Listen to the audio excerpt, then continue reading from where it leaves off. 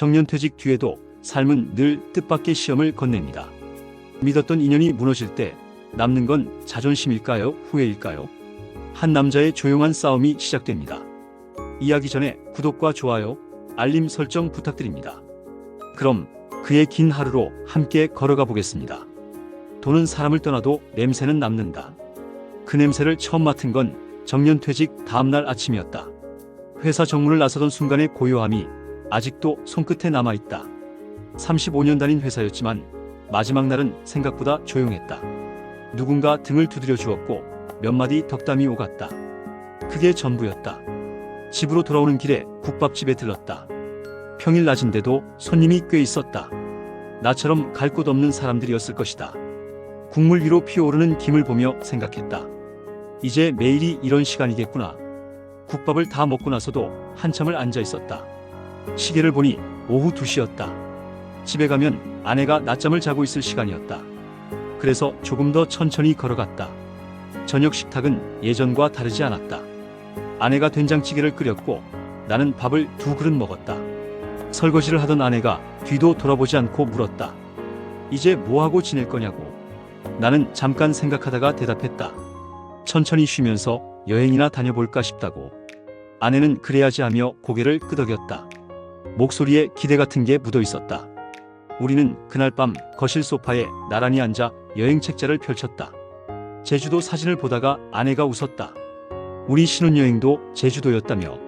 나는 그랬냐고 물었고 아내는 어이없다는 듯 나를 쳐다봤다. 그래도 웃고 있었다. 그 웃음이 오래 기억에 남았다. 상호에게서 전화가 온 건 그로부터 사흘 뒤였다.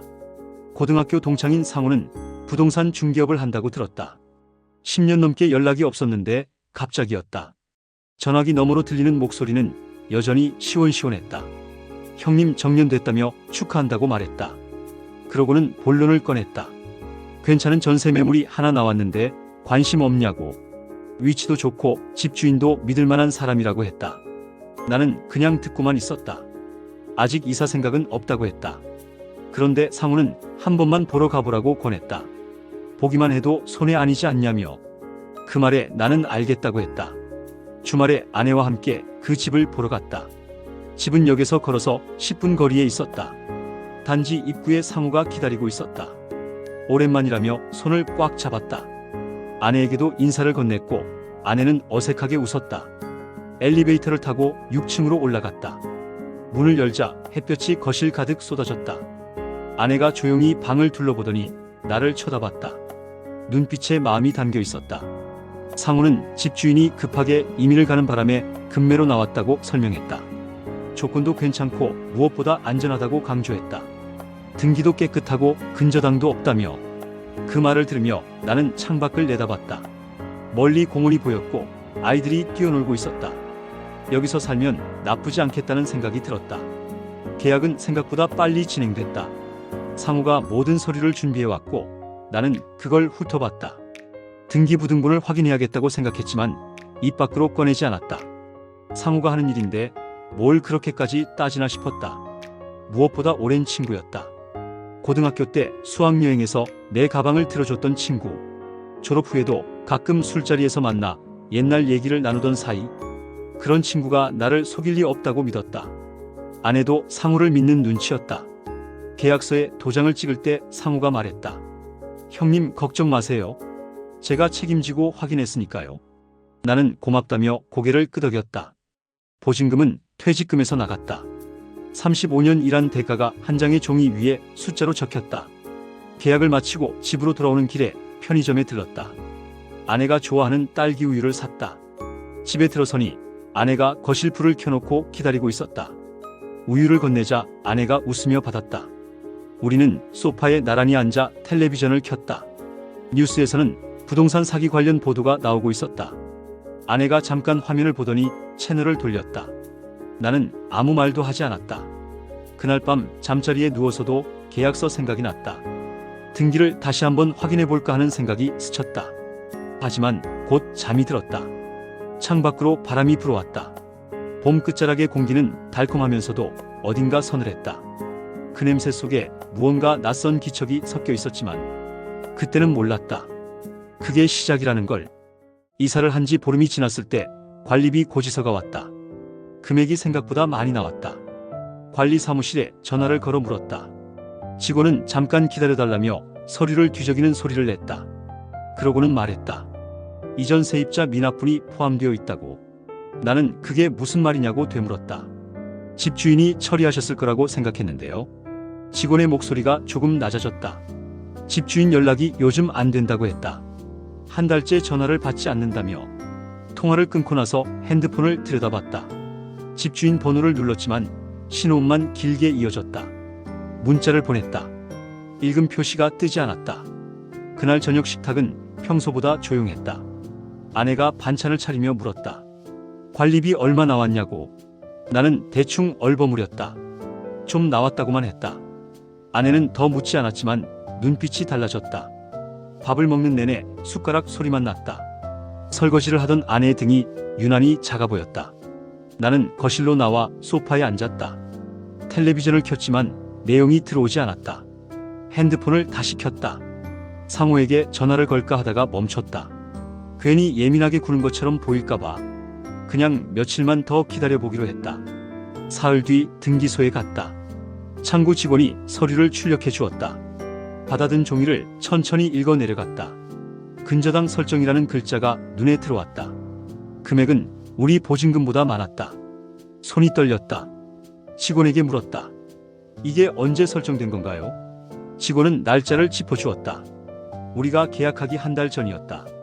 머릿속이 하얘졌다. 상우가 했던 말이 떠올랐다.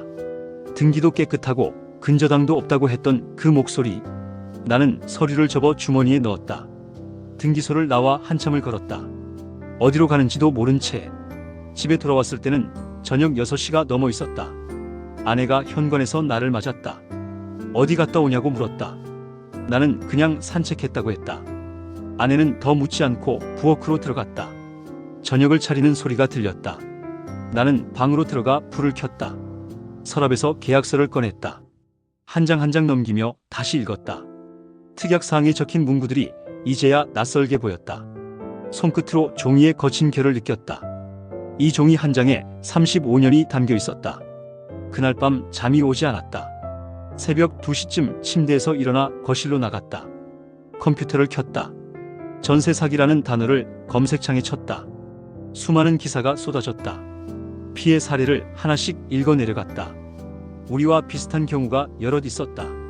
가슴이 답답했다. 검색 기록을 지우고 컴퓨터를 껐다. 소파에 앉아 창밖을 내다봤다. 가로등 불빛이 어둠 속에서 흔들렸다. 아내가 일어나는 소리가 들렸다. 거실로 나온 아내가 나를 보고 섰다. 왜 안 자고 있냐고 물었다. 나는 그냥 잠이 안 와서라고 했다. 아내는 한참을 서 있다가 다시 방으로 들어갔다. 문 닫히는 소리가 유난히 크게 들렸다. 다음 날 아침 식탁에서 아내에게 말했다. 집에 문제가 좀 있는 것 같다고. 아내가 수저를 놓고 나를 쳐다봤다. 무슨 문제냐고 물었다. 나는 천천히 설명했다. 근저당이 설정되어 있다는 것. 집주인 연락이 안 된다는 것. 말을 마치고 나니 입안이 바짝 말랐다. 아내는 한동안 아무 말이 없었다. 그러다가 조용히 물었다. 등기는 확인 안 했냐고. 나는 고개를 숙였다. 상우가 확인했다고 해서. 아내의 숨소리가 거칠어졌다. 친구라고 그렇게 믿었냐고. 목소리가 떨렸다. 나는 아무 대꾸도 할 수 없었다. 아내는 그날부터 말수가 줄었다. 필요한 말만 짧게 했다. 식사 시간도 점점 짧아졌다. 나는 혼자 법률 상담을 알아봤다. 변호사 사무실에 전화를 걸었다. 상담료가 얼마냐고 물으니 10만 원이라고 했다. 예약을 잡고 끊었다. 핸드폰을 내려놓고 한숨을 쉬었다. 창밖으로 비가 내리기 시작했다. 빗소리가 창문을 두드렸다. 저녁 무렵 상호에게서 문자가 왔다. 동창회한다는 내용이었다. 다음 주 토요일 저녁이라고 했다. 오랜만에 얼굴 보자며. 나는 문자를 읽고 답장을 보내지 않았다. 핸드폰을 옆에 놓고 계약서를 다시 펼쳤다. 형광등 불빛 아래서 글자들이 흐릿하게 번졌다. 손끝으로 종이를 쓸어내렸다. 거친 결이 손톱에 걸렸다. 이 종이의 무게가 이제야 느껴졌다. 상호의 문자가 다시 왔다. 형님도 꼭 오세요. 나는 화면을 보다가 천천히 답장을 썼다. 알겠다고. 시간 되면 가겠다고. 전송 버튼을 누르고 나서 핸드폰을 엎어두었다. 창밖으로 빗소리가 더 거세졌다. 밤은 깊어가고 있었다. 동창회 장소는 역 앞 한정식집 2층이었다. 계단을 올라가자 복도 끝에서 웃음소리가 들렸다. 문을 열자 연회장이 환하게 빛나고 있었다. 10여 명의 동창들이 둥근 테이블에 모여 앉아 있었다. 누군가 나를 보고 손을 흔들었다. 나는 고개를 숙여 인사하고 빈자리로 갔다. 입구에서 가장 먼 구석 자리였다. 테이블 위에는 술병과 안주가 가득했다. 옆자리 동창이 소주잔을 건넸다. 받아서 단숨에 비웠다. 목구멍이 따갑게 타들어갔다. 상우는 입구 쪽 상석에 앉아 있었다. 양복을 말끔하게 차려입고 있었다. 누군가 농담을 던지자 상우가 크게 웃었다. 그 웃음소리가 연회장을 채웠다. 나는 잔을 내려놓고 상우를 바라봤다. 전혀 다른 사람처럼 보였다. 아니, 원래 이런 사람이었을지도 몰랐다. 상우가 일어나 마이크를 잡았다. 오늘 모임을 준비했다며 인사를 시작했다. 오랜만에 얼굴 보니 반갑다고 했다. 목소리는 여전히 시원시원했다. 나는 소주잔을 다시 들었다. 식사가 끝나고 사람들이 하나둘 자리를 옮겼다. 어떤 이는 화장실로, 어떤 이는 복도로 나갔다. 나도 자리에서 일어났다. 담배가 피우고 싶었다. 연회장을 나와 복도 끝 비상구를 밀었다. 차가운 공기가 얼굴에 닿았다. 옥상 흡연 구역에는 아무도 없었다.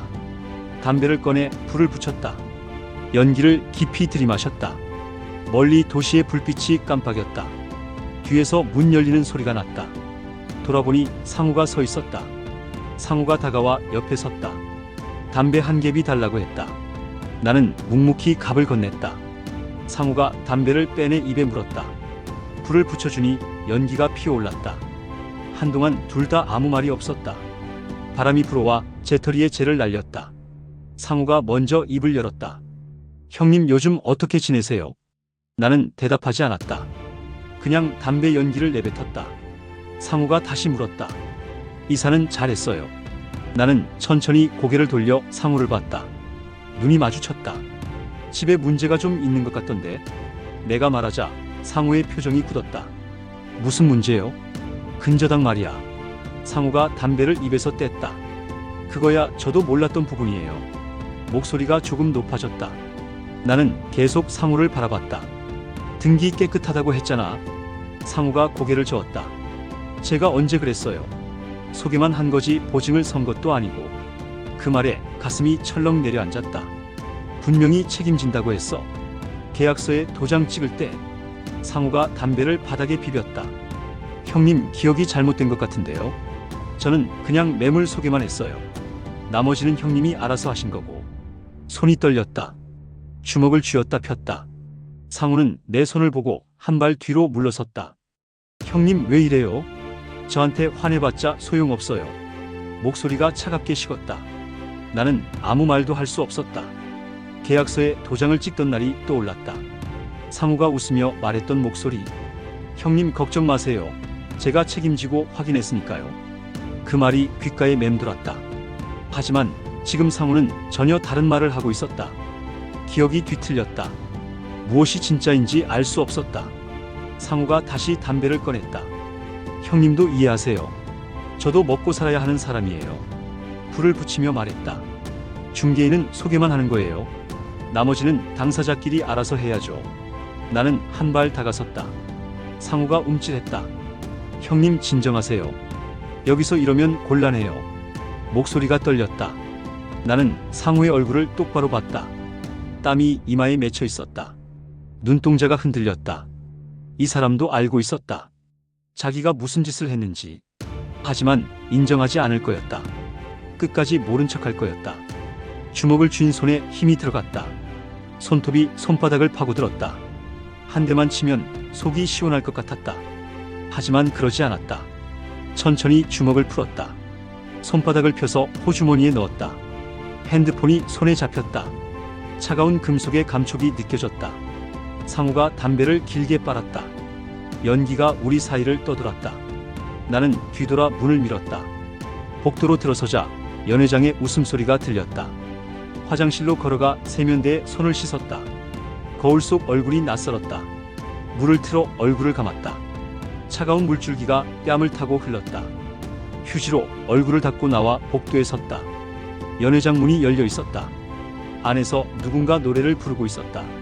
나는 계단을 내려갔다. 밖으로 나오니 밤 공기가 차가웠다. 걸어가며 핸드폰을 꺼냈다. 문자함을 열었다. 상호와 주고받은 메시지들이 쭉 나열되어 있었다. 손가락으로 화면을 천천히 넘겼다. 계약 전날 상호가 보낸 문자가 보였다. 형님 걱정 마시고 믿고 맡기세요. 스크린샷을 찍었다. 그 다음 메시지도 캡처했다. 하나씩 저장하며 걸었다. 집까지 가는 동안 20통이 넘는 메시지를 저장했다. 집 앞에 도착했을 때 핸드폰을 주머니에 넣었다. 손바닥에 핸드폰의 무게가 남아있었다. 주먹이 아니라 이걸로 해야 한다는 생각이 들었다. 현관문을 열고 들어갔다. 거실 불은 꺼져 있었다. 아내는 벌써 잠든 것 같았다. 나는 조용히 신발을 벗고 안으로 들어갔다. 책상 앞에 앉아 컴퓨터를 켰다. 기록을 정리해야 했다. 모든 것을 남겨야 했다. 손끝이 키보드 위에서 움직이기 시작했다. 다음날 아침 일찍 일어나 책상 앞에 앉았다. 컴퓨터를 켜고 폴더를 하나 만들었다. 파일 이름은 증거라고 적었다. 핸드폰에 저장해둔 스크린샷을 모두 옮겼다. 상호와 주고받은 문자 메시지, 통화 기록, 계약서 사본, 등기부등본 하나씩 날짜 순으로 정리했다. 손가락이 마우스를 천천히 움직였다. 클릭 소리만 조용히 울렸다. 오전 10시쯤 변호사 사무실에 전화를 걸었다. 상담 예약을 잡았던 곳이었다. 접수 직원이 받았다. 내일 오후 2시에 오라고 했다. 준비할 서류 목록을 알려주었다. 메모지에 받아 적었다. 통화를 끊고 서랍을 열었다. 계약서 원본을 꺼냈다. 종이가 약간 구겨져 있었다. 펴서 투명 파일에 넣었다. 등기부등본도 함께 넣었다. 파일을 책상 위에 가지런히 놓았다. 인터넷에 전세 사기 피해자 카페를 검색했다. 몇 개의 카페가 나왔다. 가장 회원이 많은 곳에 가입 신청을 했다. 승인이 떨어지기를 기다리며 게시글을 읽었다. 비슷한 사례가 수없이 많았다. 어떤 이는 보증금을 전부 날렸다고 했다. 어떤 이는 소송 중이라고 했다. 댓글마다 분노와 한숨이 묻어났다. 나는 천천히 스크롤을 내렸다. 화면 속 글자들이 흐릿하게 번졌다. 눈을 감고 잠시 숨을 고르고 다시 떴다. 저녁 무렵 아내가 방문을 열었다. 저녁 먹으라고 했다. 나는 알았다고 하고 자리에서 일어났다. 식탁에는 된장찌개와 김치가 놓여 있었다. 아내가 밥을 퍼주었다. 나는 받아서 한 숟가락 떴다. 아내가 조용히 물었다. 변호사는 만나봤냐고. 내일 간다고 했다. 아내는 고개를 끄덕이고 더 묻지 않았다. 우리는 말없이 밥을 먹었다. 수저 소리만 식탁 위를 맴돌았다. 다음날 오후 변호사 사무실을 찾아갔다. 2층 끝 사무실이었다. 문을 열고 들어가니 접수 직원이 맞았다. 이름을 말하고 기다렸다. 10분쯤 지나 변호사가 나왔다. 50대쯤 되어 보이는 남자였다. 악수를 청했고 나는 손을 내밀었다. 상담실로 안내를 받아 들어갔다. 책상 앞에 마주 앉았다. 변호사가 어떤 일이냐고 물었다. 나는 준비해온 서류를 꺼내 건넸다. 변호사가 서류를 하나씩 펼쳐보았다. 한참을 들여다보더니 고개를 끄덕였다. 소송은 가능하다고 했다. 다만 시간이 걸릴 거라고 했다. 보증금 회수는 어렵지 않겠냐고 물었다. 변호사는 솔직하게 말했다. 집주인의 재산 상태에 달려 있다고. 최악의 경우 일부만 돌려받을 수도 있다고. 나는 알겠다고 했다. 그래도 하겠다고 했다. 변호사가 계약서를 작성했다. 나는 서명란에 이름을 적었다. 볼펜 끝이 종이를 눌렀다. 잉크가 번졌다. 사무실을 나와 엘리베이터를 탔다. 1층으로 내려가 밖으로 나왔다. 해가 기울고 있었다. 걸어가며 핸드폰을 꺼냈다. 피해자 카페 가입이 승인되어 있었다. 게시판에 글을 하나 올렸다. 제목은 같은 중개인 피해자 찾습니다였다. 상호의 이름과 사무실 주소를 적었다. 업로드 버튼을 눌렀다. 몇 분 지나지 않아 댓글이 달렸다. 저도 피해자입니다. 또 다른 댓글이 이어졌다. 저도요. 핸드폰 화면을 보며 걸었다. 일주일 뒤 카페 쪽지함에 메시지가 쌓여 있었다. 모두 피해자들이었다. 5명이 같은 피해를 입었다고 했다. 오프라인 모임을 제안했다. 장소는 역 앞 카페로 정했다. 토요일 오후 3시에 만나기로 했다. 당일 약속 시간보다 일찍 도착했다. 카페 구석자리에 앉아 기다렸다. 하나둘 사람들이 들어왔다. 서로 눈인사를 나누고 자리에 앉았다. 모두 나와 비슷한 나이대였다. 한 사람이 먼저 입을 열었다. 자기 사연을 털어놓았다. 다른 이들도 차례로 말했다. 피해 금액과 상황은 조금씩 달랐지만 본질은 같았다. 모두 상호를 믿었고 속았다. 나는 마지막으로 말했다. 우리가 할 수 있는 건 함께 고소하는 것뿐이라고. 모두 고개를 끄덕였다. 한 사람이 변호사를 알아봤다고 했다. 공동소송이 가능하다고 했다. 우리는 그 자리에서 합의했다. 다음 주 안에 고소장을 접수하기로. 고소장 접수일은 금요일 오전이었다. 경찰서 민원실로 5명이 함께 갔다. 창구 직원이 서류를 받아 확인했다. 접수증을 출력해 주었다. 한 장씩 나눠받았다. 종이 위에 접수 번호가 찍혀 있었다. 나는 접수증을 접어 지갑에 넣었다. 밖으로 나오니 날씨가 맑았다. 다들 잠깐 서 있다가 흩어졌다. 나도 천천히 걸어 집으로 향했다. 그날 저녁 상호에게서 전화가 왔다. 받지 않았다. 문자가 이어서 왔다. 형님, 이게 무슨 짓이에요? 또 문자가 왔다. 고소를 취하해 주세요. 나는 답장을 보내지 않았다. 핸드폰을 엎어두고 거실로 나갔다. 아내가 텔레비전을 보고 있었다. 옆에 앉았다. 아내가 나를 보고 물었다. 접수했냐고. 나는 고개를 끄덕였다. 아내가 내 손을 잡았다. 따뜻한 손이었다. 며칠 뒤 상우가 직접 찾아왔다. 초인종을 눌렀다. 현관문을 열자 상우가 서 있었다. 얼굴이 상해 있었다. 형님 좀 얘기합시다. 나는 문 앞에 섰다. 들어오라고 하지 않았다. 상우가 말을 이었다. 제가 잘못했어요. 고소만 취하해 주시면 보증금 돌려드릴게요. 목소리가 떨렸다. 나는 천천히 말했다. 이미 늦었어. 변호사한테 맡겼으니 그쪽으로 연락해. 상우가 한 발 다가섰다. 형님, 우리 친구 아니었어요. 나는 한 발 물러서지 않았다. 친구는 친구를 속이지 않아. 상우의 눈이 흔들렸다. 제발 한 번만 봐주세요. 손을 모았다. 나는 고개를 저었다. 이제 법이 판단할 일이야. 문을 닫았다. 상우가 밖에서 문을 두드렸다. 형님. 나는 등을 기댄 채 섰다. 두드리는 소리가 점점 작아졌다. 그날 밤 책상 앞에 앉아 접수증을 꺼냈다. 형광등 불빛 아래서 종이를 펼쳤다. 접수 번호가 선명하게 박혀 있었다. 손끝으로 숫자를 따라갔다. 잉크가 완전히 말라 있었다. 이제 기다리는 일만 남았다. 얼마나 걸릴지 알 수 없었다. 결과가 어떨지도 알 수 없었다. 하지만 할 수 있는 건 다 했다. 주먹이 아니라 기록으로, 폭력이 아니라 절차로. 그게 내가 선택한 방법이었다. 접수증을 다시 접어 서랍에 넣었다. 책상 불을 끄고 자리에서 일어났다. 창밖으로 밤이 깊어가고 있었다. 별이 몇 개 보였다. 나는 한참을 서서 하늘을 올려다봤다. 숨을 길게 내쉬었다. 그 숨결이 창문에 희미하게 서렸다가 사라졌다. 판결문이 우편으로 도착한 건 가을이 저물 무렵이었다. 봉투를 뜯어 천천히 읽었다. 보증금의 30%가 인정되었다. 나머지는 집주인의 파산으로 회수 불가능하다고 적혀 있었다. 예상했던 결과였다. 종이를 접어 서랍에 넣었다. 아내에게 알렸다. 아내는 한참을 아무 말이 없었다. 그러다가 조용히 말했다. 그래도 다행이네. 목소리에 안도가 섞여 있었다. 나는 고개를 끄덕였다. 다음 주에 이사를 하기로 했다. 더 작은 집이었다. 역에서는 멀었지만 조용한 동네였다. 이삿짐을 정리하며 버릴 것과 가져갈 것을 나눴다. 오래된 책들은 대부분 버렸다.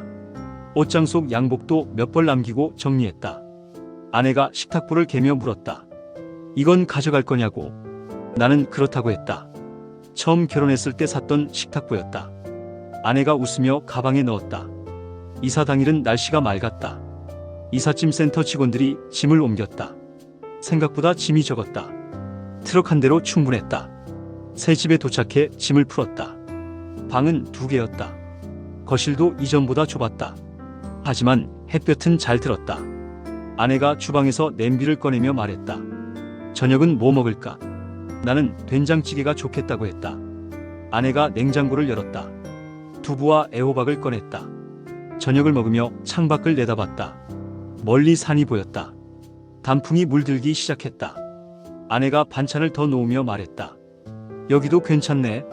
나는 그렇다고 했다. 식탁 위에 오래된 식탁보가 깔려 있었다. 얼룩이 몇 개 있었지만 여전히 따뜻했다. 밥을 다 먹고 설거지를 했다. 아내가 거실에서 텔레비전을 켰다. 드라마 소리가 들렸다. 나는 설거지를 마치고 거실로 나갔다. 주말 오후에는 동네를 산책했다. 집에서 10분쯤 걸으면 버스 차고지가 나왔다. 낡은 벤치가 하나 있었다. 그곳에 앉아 쉬었다. 버스들이 차고지로 들어왔다 나갔다를 반복했다. 운전기사들이 교대하는 모습이 보였다. 누군가는 출근하고 누군가는 퇴근했다. 매일 같은 자리로 돌아오는 삶. 나도 그렇게 살아왔다. 그리고 지금도 그렇게 살고 있다. 다만 자리가 조금 작아졌을 뿐. 벤치에 앉아 하늘을 올려다봤다. 구름이 천천히 흘러갔다. 바람이 불어와 나뭇잎을 흔들었다. 주머니에서 핸드폰을 꺼냈다. 문자함을 열었다. 상호에게서 온 마지막 문자가 보였다. 한 달 전에 온 것이었다. 형님 정말 죄송합니다. 그 아래로 답장은 없었다. 나는 문자함을 닫았다. 핸드폰을 다시 주머니에 넣었다. 돈은 결국 돌아오지 않았다. 정확히는 일부만 돌아왔다. 35년 일한 대가의 절반 이상이 사라졌다. 하지만 이름은 남았다. 폭력을 쓰지 않았다는 것, 법을 따랐다는 것, 아내 앞에서 무너지지 않았다는 것, 그게 내가 지킨 것들이었다. 돈보다 가벼운 것 같지만 실은 더 무거웠다. 벤치에서 일어나 걸었다. 저녁 해가 지고 있었다. 집으로 돌아가는 길에 편의점에 들렀다. 아내가 좋아하는 딸기 우유를 샀다. 계산을 하고 나오니 가로등이 켜지고 있었다. 집 앞에 도착해 초인종을 눌렀다. 아내가 문을 열었다. 우유를 건네자 아내가 웃었다. 아직도 기억하네. 나는 당연하다고 했다. 현관문을 닫고 신발을 벗었다. 거실에서 텔레비전 소리가 들렸다.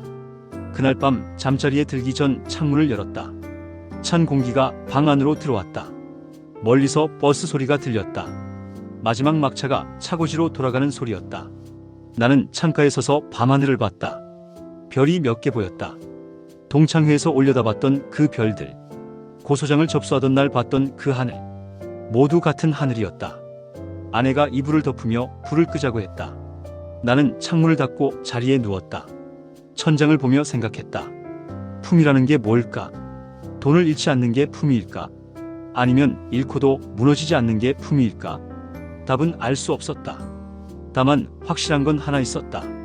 나는 내가 할 수 있는 방식으로 견뎠다. 주먹이 아니라 기록으로, 폭력이 아니라 절차로. 그게 내가 선택한 길이었다. 아내의 고른 숨소리가 들렸다. 나도 눈을 감았다. 어둠 속에서 많은 것들이 지나갔다. 정년퇴직 첫날의 국밥집, 계약서에 도장을 찍던 순간, 동창회 흡연구역의 차가운 공기, 고소장 접수 중의 잉크, 그리고 지금 이 작은 방, 모든 게 연결되어 있었다. 시작도 끝도 명확하지 않은 채로 다만 흘러갔을 뿐. 잠이 들기 직전 창틀 사이로 바람이 새어 들어왔다. 밤 공기의 냄새가 방 안을 채웠다. 그 냄새는 봄날 계약서를 쓰던 밤과 비슷했다. 하지만 이제는 달랐다. 그때는 기대의 냄새였다면 지금은 견딤의 냄새였다. 돈은 사람을 떠나도 냄새는 남는다고 했다. 그 말이 맞았다. 냄새는 여전히 남아있었다. 다만 이제는 그 냄새를 견딜 수 있게 되었을 뿐. 눈을 감았다. 어둠이 천천히 내려앉았다. 그렇게 밤은 깊어갔다. 그는 돈보다 지켜야 할 마음이 있다는 걸 배웠습니다. 상처는 남았지만 품위는 잃지 않았습니다. 들어주셔서 고맙습니다. 좋아요와 구독, 댓글로 함께 이야기 나눠주세요. 채널의 다른 이야기에서도 또 만나 뵙겠습니다.